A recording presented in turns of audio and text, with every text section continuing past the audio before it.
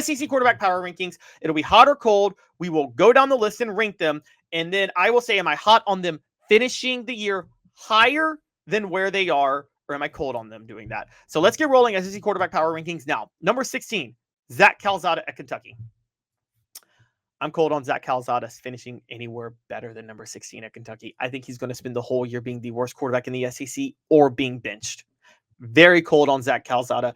I think Kentucky's offensive woes are not going away. Zach Calzada is number 15. So yes, I'm cold on him. Number 15, DJ Lagway. Once again, cold on him. I'm cold on DJ Lagway. I don't think he's going to finish the year better than number 15. I think he's going to lose his starting job at some point. I really do. DJ Lagway was overrated from the start. DJ Lagway did not play well in the final month of last season when Florida won all 4 games. They won it with defense, and Ole Miss. They won it with defense, playing an LSU team that had quit on the season, and playing an Ole Miss team that had used all its energy beating Georgia. Then he lights up the bowl game, like a bowl game nobody cares about, against Tulane. That's what made everybody excited about him this year. I don't think that lasts. DJ Lagway, number 15, I'm cold on him getting any better. He's going to get benched. Gunnar Stockton at number 14. I'm cold on Gunnar Stockton. I don't think he's going to do any better. Georgia may still win, but Gunnar Stockton's not. I've got enough of a sample size now. He's not a good quarterback. He's not ready to run this system. He's not going to finish better. I think he might lose his starting job. And if Tennessee were fully healthy at cornerback, that might have been happening this week. Ty Simpson, number 13. Okay. I am hot on Ty Simpson. And the reason I have him at number 13, he lit up Louisiana Monroe. But I have him number 13 right now because I still can't look past the Florida State game, and he's got to do something against a Power 5 school. But even though he did light up Louisiana Monroe, and Ty Simpson, for those who are questioning, as of right now, has completed 67% of his passes for 480 yards, 8 yards per attempt, 5 touchdowns, no interceptions. I think he's going to start upping his stats a lot more very soon. I'm hot on him. He's going to finish better than where he is at the moment.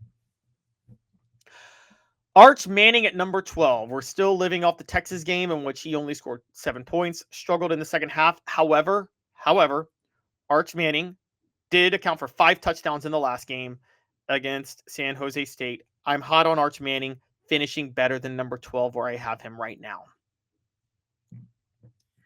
Garrett Nussmeier at number 11. Now, Garrett Nussmeier's had a weirdly bad start to the season. They did beat LSU, but they beat him with defense. And then LSU looked horrible against Louisiana Tech last week.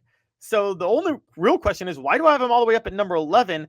And I think the biggest reason I have him up at number 11 is because the win over Clemson has to count for something. So with that, I'm hot on Garrett Nussmeier finishing better than he is right now.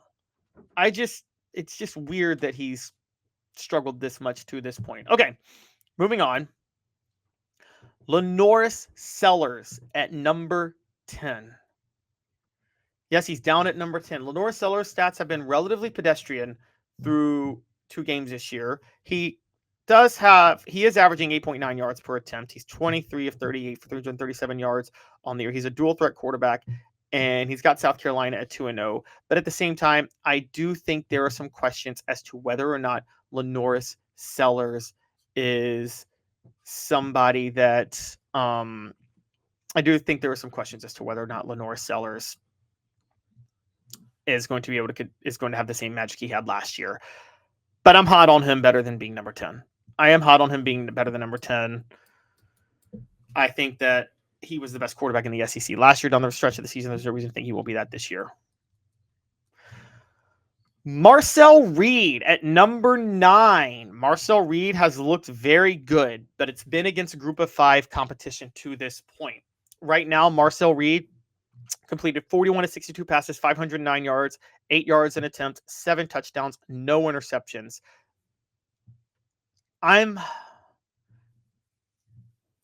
cold on Marcel Reed being any higher than this at the end of the year, but not for any reason against him.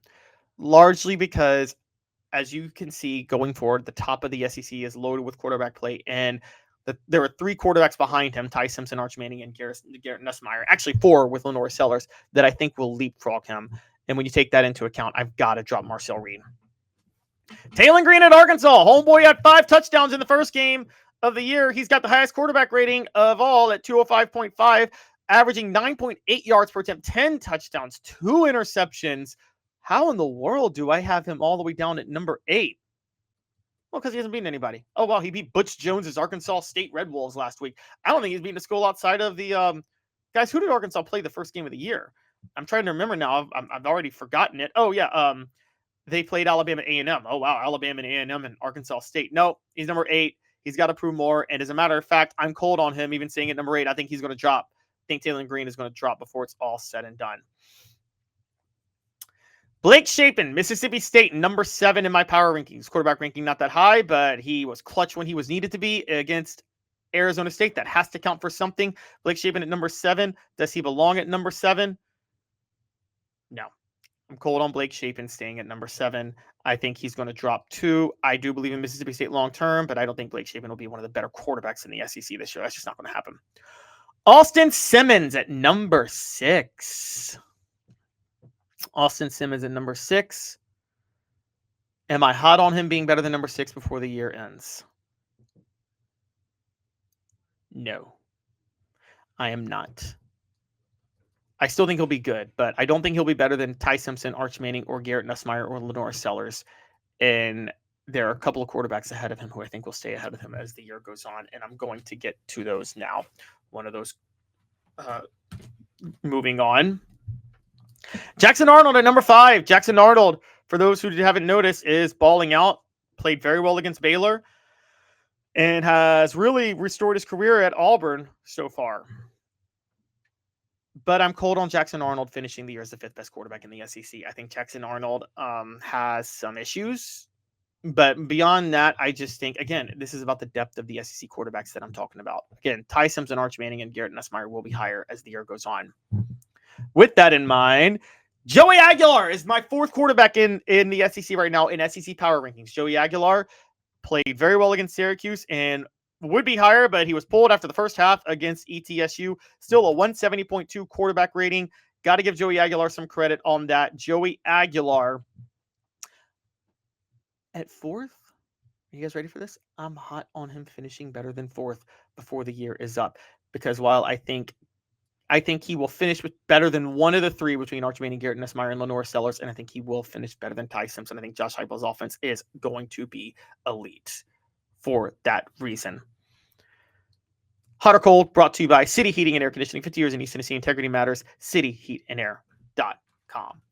Hi, Mike Davis here with City Heating and Air, reminding you to always dare to compare. Our team provides quality local heating and air service, installation, and maintenance across East Tennessee. We use only the best equipment like American Standard Heating and Air Conditioning for your residential, new construction, or commercial needs. Honesty, dependability, and customer satisfaction have been the cornerstones of our business since 1961. City Heat and Air. Dare to compare.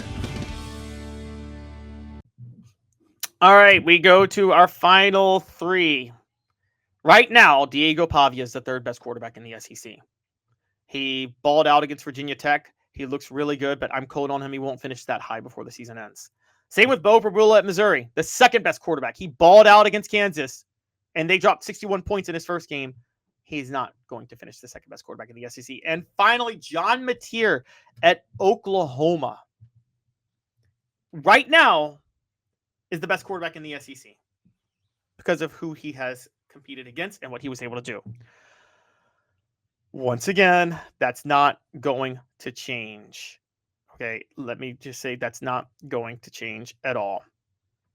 However, that's not a knock on those guys. I genuinely think that in general, those guys are going to be good players. I just think the SEC is so loaded at quarterback that it's going to be tough for a lot of guys to be better than them. That's my only contention. However, overall, I do think I think in general, yeah, I think those guys are to be. I think there's a lot to be happy about with those guys. I just don't think they're good enough to be the top 3 quarterbacks in the SEC. So I'm cold on them, but that's where they are right now. And you got to give him some credit. You got to give them credit for how they've played. I just think that my top 4 quarterbacks in the SEC when the season all ends will be Garrett Nussmeier, LaNorris Sellers, Arch Manning, and Joey Aguilar. That's where I'm landing. But I think there's a lot of quarterbacks in the SEC that could end up being elite. So we're going to see how that goes. And truth be told, I think there's a lot of excitement in this SEC season with the quarterback play, even despite the players at the bottom.